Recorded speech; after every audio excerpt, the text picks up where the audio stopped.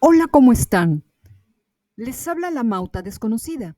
Después de ya algo de tiempo, les vengo a hablar de una etapa importante de Roma, antes de ser el imperio que todos conocemos.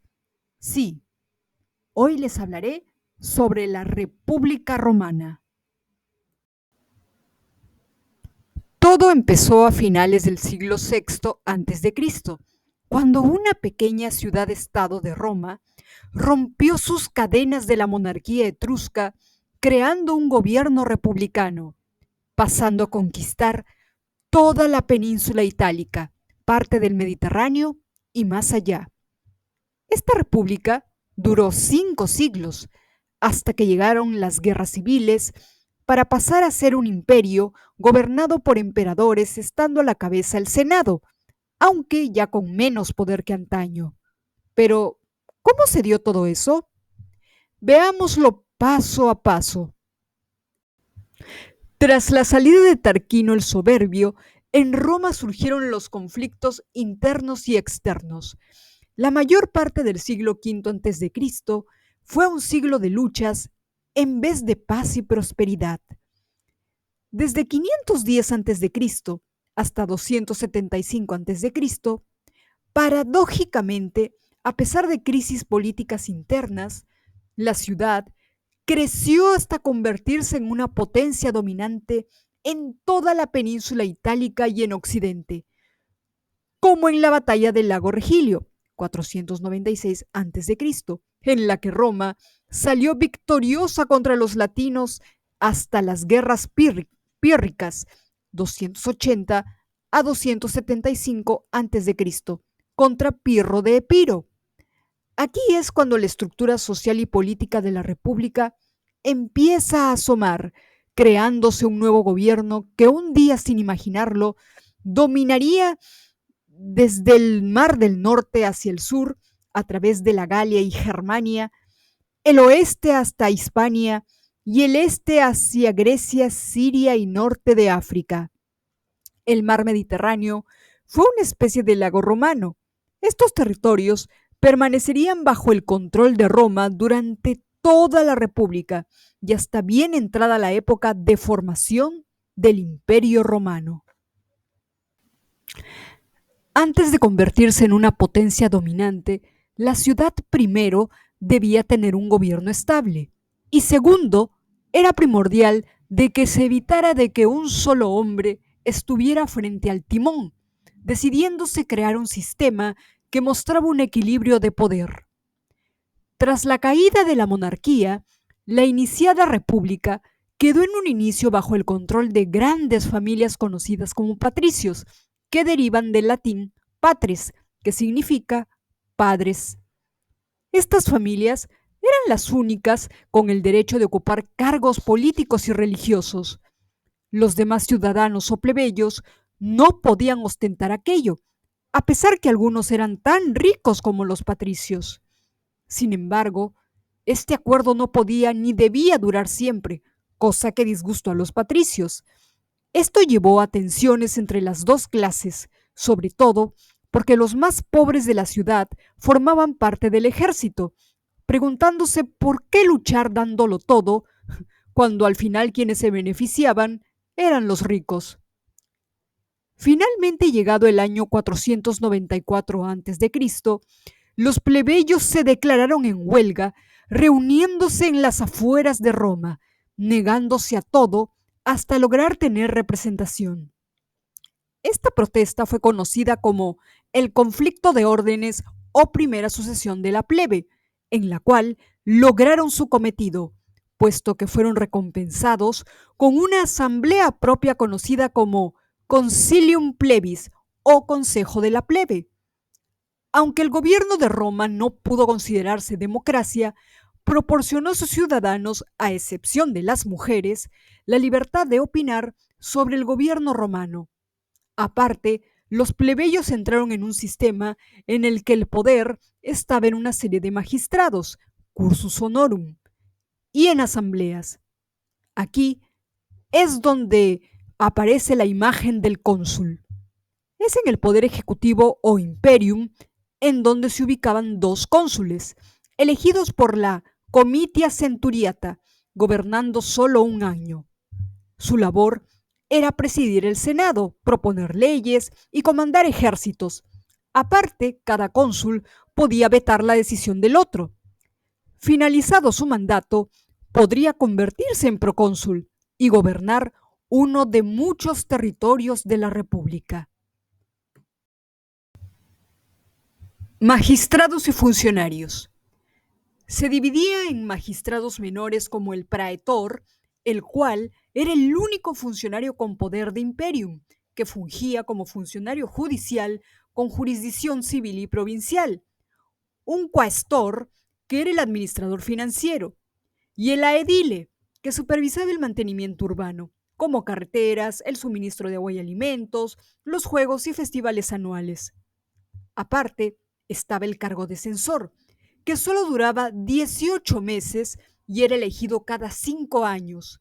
Era el encargado del censo, revisaba la lista de ciudadanos y sus propiedades. Hasta tenía el poder de destituir a los miembros del Senado por comportamiento indecoroso.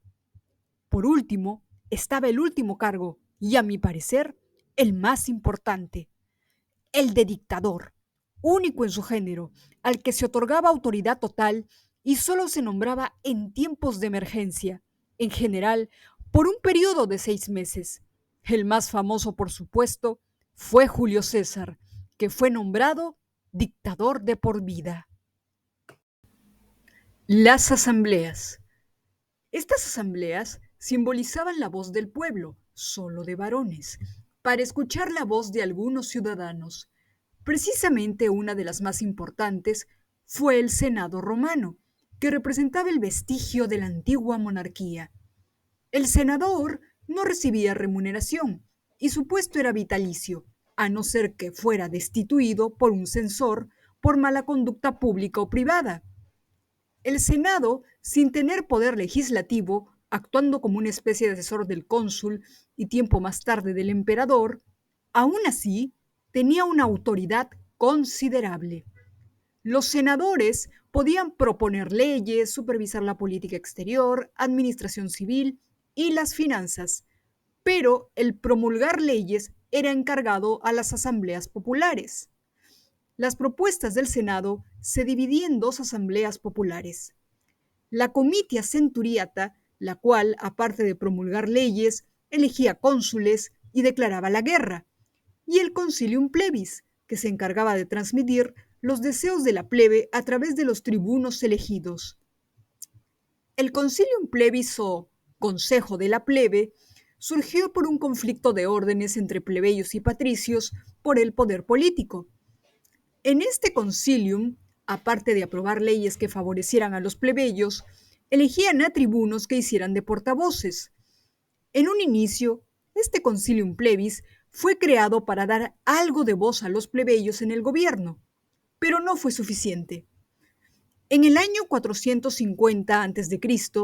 se promulgó la ley de las 12 tablas para aplacar las preocupaciones de la plebe.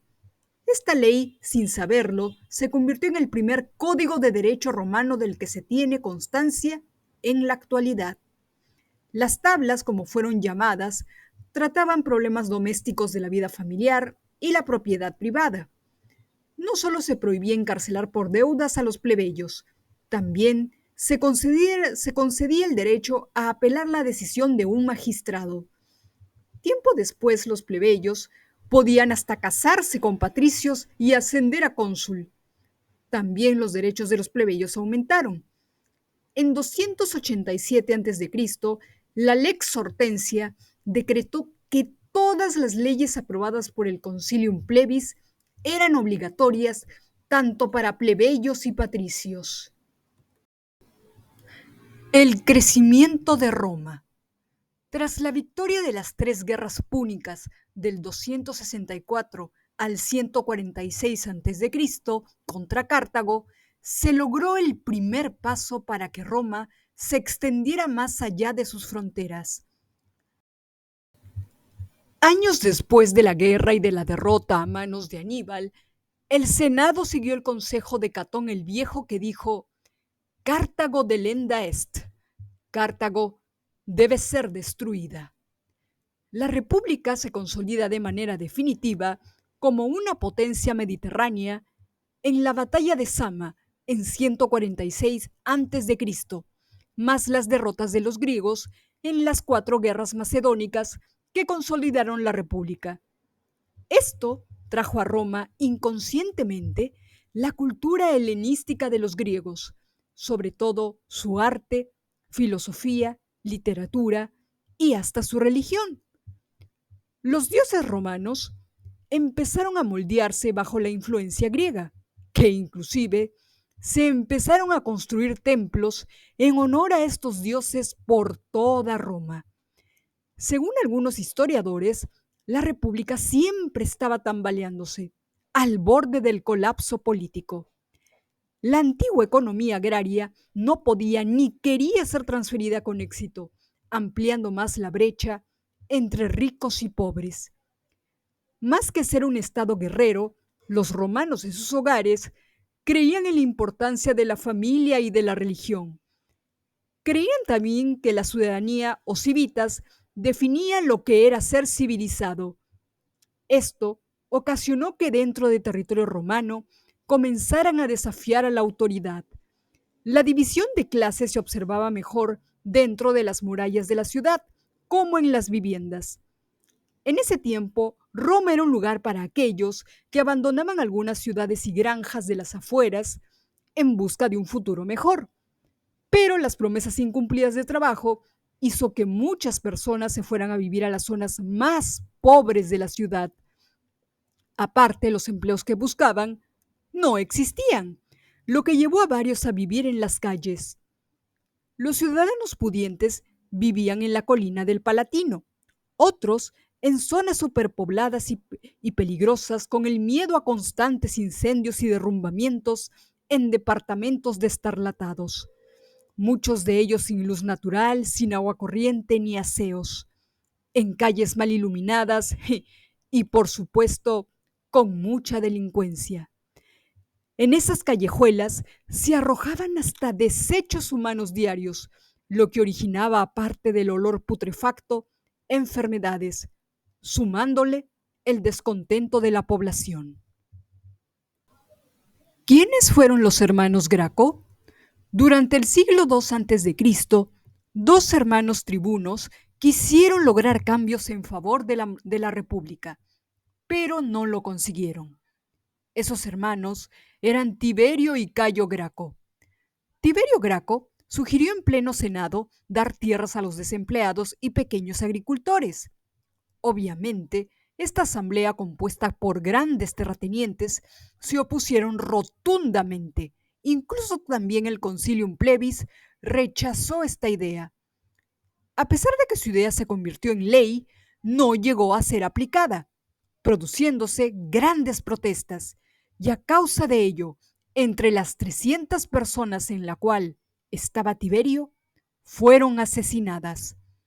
Su hermano Cayo, como con su hermano, sus propuestas fueron rechazadas, puesto que, aparte de también apoyar el reparto de tierras, propuso dar ciudadanía a todo aliado romano. Esta propuesta fue su condena a muerte. Unos 3.000 de sus partidarios fueron asesinados y, sintiéndose acorralado, optó por el suicidio. Tiempo después, otro romano sale a la palestra para iniciar una serie de reformas. Este fue Lucio Cornelio Sila, que, junto a su ejército, marchó sobre Roma tomando el poder, no sin antes derrotar a su enemigo Cayo Mario, siendo un enfrentamiento entre optimates y populares. Asumiendo el poder en 88 a.C., Sila también derrotó al rey Mitríades del Ponto en Oriente, aplastando a los samnitas con ayuda de Pompeyo y Craso. Inclusive, depuró el senado, de los cuales 80 de sus miembros fueron asesinados o exiliados, reorganizó los tribunales y, por supuesto, promulgó nuevas reformas para retirarse por la vía pacífica en 79 a.C. Caída de la República. Su debacle fue interno, puesto que la República no podía adaptarse a también ser una especie de imperio en expansión. Antes de su caída, hubieron varias advertencias internas, como la demanda de la ciudadanía por los aliados romanos, iniciándose las llamadas guerras sociales del siglo I a.C., del 90 al 88 a.C.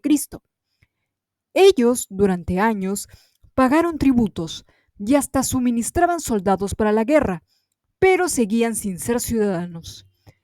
Querían tener representación similar a los plebeyos. A raíz de aquello, se suscitó una rebelión para poder ser escuchados. A pesar de que el Senado categóricamente se había negado a darle ciudadanía, porque sería peligroso para la nación, no les quedó de otra que ceder, otorgándole ciudadanía plena a todas las personas, excepto los esclavos de toda la península itálica. Años después, Julio César extendería la ciudadanía más allá de las fronteras de Italia, hasta Hispania y la Galia. En esos tiempos, un estadista y poeta romano descubrió una conspiración en su contra por el senador romano Lucio Sergio Catilina. Sí, hablo de nada más y nada menos que de Marco Tulio Cicerón, todo para derrocar al gobierno romano. Aparte, Cicerón también creía que la República se estaba desmoronando debido a la decadencia moral. Este miedo y malestar llamaron la atención de tres hombres el 60 a.C. Sí, hablo precisamente de Julio César, Cneo Pompeyo y Marco Licinio Craso, que formaron lo que se conoce por historiadores como el primer triunvirato, de lo cual hablo en mi 7º video detalladamente. Con Craso siendo derrotado y asesinado en la batalla de Carras, la tensión entre Pompeyo y César aumenta. Por un lado, Pompeyo sentía celos del éxito y fama de Julio César, mientras el segundo quería volver a la política. Estas diferencias los llevan a la conocida batalla de Farsalia, en 48 a.C., en la cual es derrotado Pompeyo a pesar de tener mayor cantidad de soldados. Ante ello, huye a Egipto, creyendo que obtendría ayuda y protección. Más bien encontró la muerte en manos de Ptolomeo XIII.